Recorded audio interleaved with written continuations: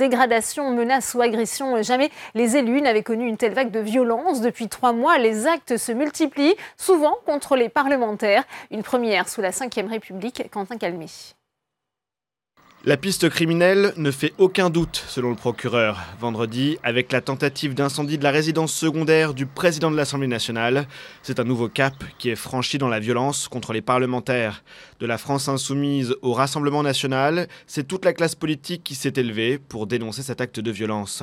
Effectivement, il n'y a aucune ambiguïté de ma part. Toute violence contre des élus du fait de leur mandat doit être totalement condamnée. Ce matin, le Premier ministre a exprimé sa colère. Assumer un mandat, c'est s'exposer à la critique. Mais cette violence et ces intimidations sont inacceptables. Voitures incendiées, dégradation de permanence, courriers injurieux.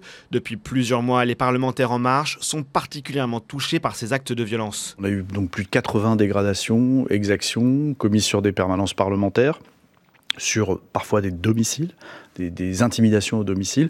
Donc d'abord, moi je voudrais témoigner mon soutien à ces élus, de redire combien c'est grave ce qui se passe, combien l'atteinte à notre démocratie est grave. Une atteinte à la démocratie dénoncée par l'exécutif, après également ces images chocs, samedi, lors du dernier rassemblement des Gilets jaunes à Paris.